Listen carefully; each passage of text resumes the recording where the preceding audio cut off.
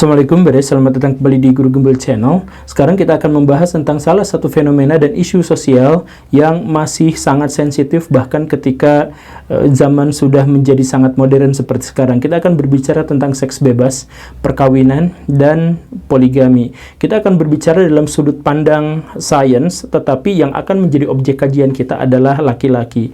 Tentu saja karena memang banyak sekali hal-hal yang harus dipertanyakan dan mungkin walaupun tidak semua, tapi video ini beberapa di antaranya akan memberikan jawaban itu.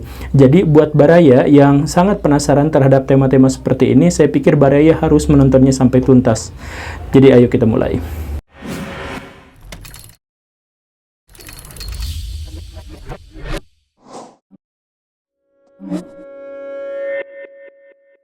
Kita akan mulai dari salah satu pertanyaan paling seksi sekaligus juga mengganggu, yaitu apakah laki-laki bisa bertahan hanya dengan satu pasangan perempuan seumur hidupnya? Atau justru sebaliknya, apakah laki-laki memang tercipta untuk selingkuh atau mungkin juga untuk berpoligami? Kalau kita melihat dalam sejarah, kita bakal menemukan banyak sekali pembenaran bahwa laki-laki itu cenderung selingkuh atau cenderung untuk bisa bertahan hanya dengan banyak wanita. Semakin besar akses dia untuk mendapatkan kekuasaan dan kekayaan, semakin besar potensi dia untuk mengkoleksi para wanita. Kalau kita mengetahui di dunia modern juga, kita akan menemukan fakta bahwa sekitar 21% laki-laki yang sudah menikah itu memiliki pasangan lain yang dia cintai dan yang mencintai dia. Dan bahkan di beberapa negara angkanya bisa menjadi jauh lebih tinggi. Misalkan di Thailand 50% di antara laki-laki itu adalah selingkuh atau memiliki perempuan yang lain. Kenapa bisa seperti ini?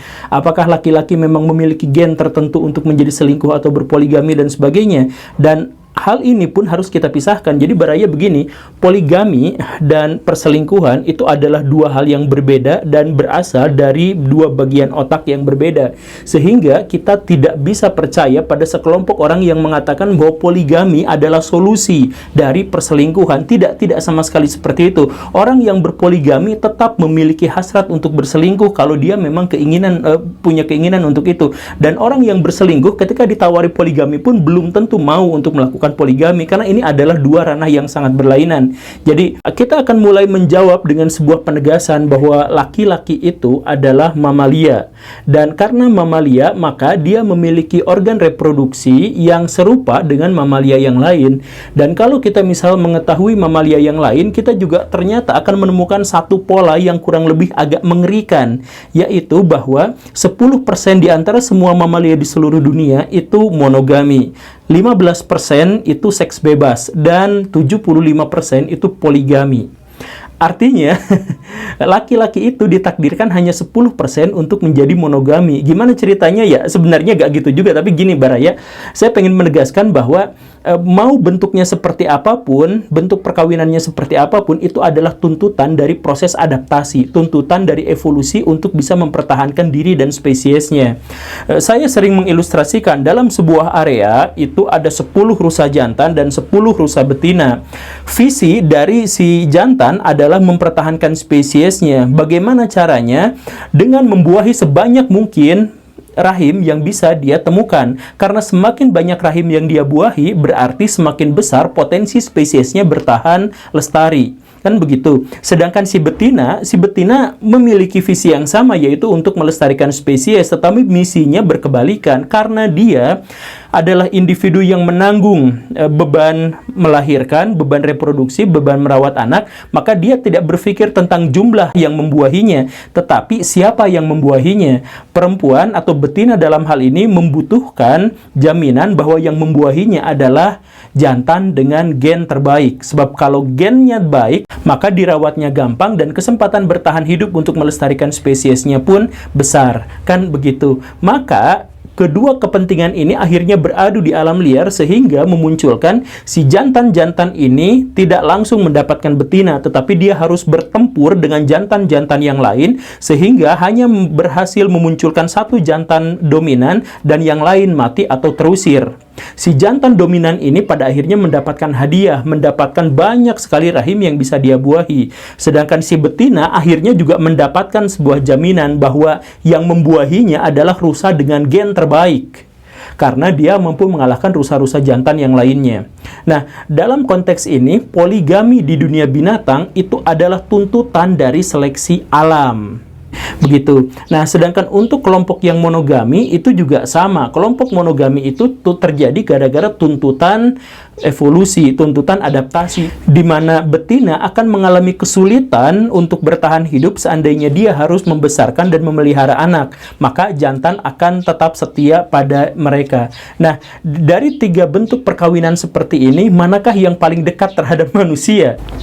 Ya, silahkan Baraya menjawab, tapi mohon jangan dulu ambil kesimpulan, karena videonya pun masih panjang dan masih banyak hal yang harus kita pertimbangkan. Tapi inti yang harus saya tekankan adalah baik poligami, seks bebas maupun monogami di dunia hewan itu adalah sesuatu yang lumrah karena tuntutan alamnya memang demikian. Bagaimana dengan manusia? Kita lihat dari kerabat terdekat temannya Baraya, yaitu simpanse dan gorila. Simpanse itu ternyata memiliki organ seksual yang sangat besar dengan kapasitas penyimpan sperma yang sangat banyak. Karena di lingkungan para simpanse ada satu jantan alfa yang membawahi banyak sekali betina dan anak-anak. Nah, tetapi di sisi lain betina dan anak-anak yang ada di kelompoknya itu memiliki independensi yang tinggi, baik dalam wilayah maupun dalam mendapatkan makanan. Karena itu, maka si betina-betina ini bisa saja dibuahi secara selingkuh oleh pejantan-pejantan yang lain yang lebih lemah. Kan begitu. Nah, karena itu persaingan antar simpanse tidak terjadi di luar rahim, tetapi di dalam rahim. Para pejantan itu berusaha untuk membuahi dengan sperma yang sebanyak-banyaknya untuk menjamin spermanya lah yang membuahi si betina itu. Maka alasan kenapa mereka memiliki alat kelamin yang sangat besar karena mereka bersaing di dalam rahim para betina. Begitu. Sedangkan di gorila itu kondisinya sebaliknya. Si gorila alfa jantan itu benar-benar sangat kuat dan sangat dominan serta sangat otoriter. Sehingga dia mengontrol betina-betinanya itu secara eksklusif. Dia akan mengusir dan bahkan membunuh pejantan lain yang mau mendekati kelompoknya. Nah, karena seperti itu, maka dia tidak perlu takut lagi terhadap persaingan yang akan membuahi betina-betinanya itu hanya dirinya saja. Dan karena itu, maka mohon maaf, organ reproduksinya kecil dan tempat penyimpanan spermanya pun sangat kecil. Apa hubungannya dengan manusia? Jadi hubungannya begini Baraya, kalau Baraya mau mencocokkannya, kamu mencocokologikannya, maka laki-laki yang berorgan reproduksi besar itu cenderung untuk selingkuh dan seks bebas, sedangkan laki-laki yang organ seksualnya kecil itu cenderung untuk berpoligami. Ya, ini hanya berlaku kalau Baraya percaya dengan teori evolusi, bukan teori babi ngepet, dan Baraya mau dibanding-bandingkan dengan gorila dan simpanse. Ya, kalau mau. Tetapi kalau memang Baraya mau seperti itu, ini jawabannya kurang lebih seperti ini. Ya, tapi setidaknya apa yang ingin saya sampaikan adalah bahwa terkait dengan hal seperti ini, kita tidak bisa menjadi seorang ideolog. Tidak bisa mengambil sesuatu dalam sudut pandang ideologi gitu. Jadi kan kita ini sekarang sering sekali terjebak pada ideologi-ideologi untuk bisa menjelaskan fenomena-fenomena sosial yang sesungguhnya bisa dijelaskan secara lebih akurat dengan sains. Saya katakan misalkan seperti ini, ada pertanyaan, kenapa harus poligami? Oh, itu karena sudah perintah dari Tuhan. Nah, kan itu sebenarnya bukan jawaban. Kalau memang itu adalah perintah dari Tuhan, kenapa perintah Tuhannya bentuknya seperti itu? Kan harusnya seperti itu. Atau ada pertanyaan juga misalkan, kenapa perempuan berdandan? Oh, itu karena aktualisasi diri. Itu gak bisa dijelaskan dengan cara seperti itu Baraya. Kalau memang perempuan itu memang berdandan gara-gara aktualisasi diri, mengapa dia mengaktualisasikan dirinya secara visual? Mengapa aktualisasi diri itu, dandan itu dimulai ketika dia merasakan pubertas? Dan kenapa juga berdandan itu menjadi lebih elok dan dorongan untuk berdandan itu menjadi semakin tinggi ketika dia menjelang ovulasi. Nah, pertanyaan-pertanyaan seperti ini gak bisa dijawab dengan jawaban ideologis bahwa ini adalah aktualisasi diri. Gak bisa berhenti sampai situ. Lanjutannya apa? Maka kan sains sesungguhnya bisa menjawab bahwa segala sesuatu yang terkait dengan perilaku manusia itu dihubungkan dengan upaya dia untuk mempertahankan dirinya dan mempertahankan spesiesnya. Dan pada akhirnya bentuk perkawinan itu disesuaikan dengan bentuk reproduksi, dan bentuk reproduksi itu disesuaikan dengan bagaimana kesempatan dia dalam mempertahankan spesiesnya. Saya ambil contoh begini Baraya, gajah. Gajah betina itu melahirkannya dalam rentang 5-10 tahun sekali. Kemudian sekalinya melahirkan ternyata hanya satu individu yang dibrojolkan. Kenapa seperti itu? Karena gajah susah mati. Karena gajah susah mati, maka sistem reproduksinya pun menjadi lambat. Dan sistem reproduksi yang menjadi lambat ini pun akhirnya disesuaikan dengan perilaku seksual mereka dalam perkawinan. Begitu. Semut. Dalam sehari, semut itu bisa sampai puluhan ribu atau belasan ribu menghasilkan telur. Kenapa bisa sebanyak itu? Karena semut gampang mati dan umurnya pendek. Maka betina-betina yang melahirkan pasti akan melahirkan dengan jumlah yang sangat besar. Nah, begitu. Jadi, bagaimanapun ceritanya, ini adalah wujud dari tuntutan alam agar si spesies-spesies itu bisa bertahan atau mempertahankan diri dan spesiesnya. Maka, apakah laki-laki itu poligam secara genetis atau tidak? Ataukah dia tukang selingkuh secara genetis atau tidak? Ataukah dia monogam secara genetis atau tidak? Jawabannya ternyata masih sangat ambigu, Baraya. Dalam satu sisi, manusia itu memang bagian dari mamalia. Tetapi sebagai makhluk yang spesifik, sebagai spesies yang khas, maka dia juga memiliki identitas yang khas. Nah, apakah ini terkait juga dengan perkawinan? Kita jelaskan. Poligami atau seks bebas itu terjadi seperti yang tadi dijelaskan untuk mempertahankan spesiesnya. Kalau spesiesnya rentan terhadap kematian, maka poligami itu biasanya menjadi pilihan bagi mamalia karena proses reproduksi mamalia tidak bisa menjadi sebanyak yang dilakukan oleh serangga.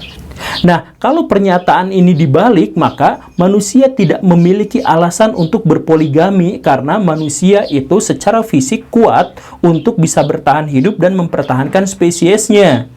Nah, tahu dari mana manusia bisa kuat mempertahankan spesies dan dirinya? Tahu dari ilustrasi gajah tadi. Gajah itu melahirkannya jarang karena dia susah mati. Manusia itu melahirkannya jarang, anaknya tumbuhnya juga lama, dan kemudian proses reproduksinya juga sangat mengkhawatirkan, sangat riskan. Nah, ini justru menunjukkan bahwa manusia itu adalah spesies yang sangat kuat. Dan karena spesies ini sangat kuat untuk mempertahankan diri dan kelompoknya, maka dia sesungguhnya tidak membutuhkan poligami. Begitu logika sainsnya. Lagi pula, poligami itu kan merusak peradaban.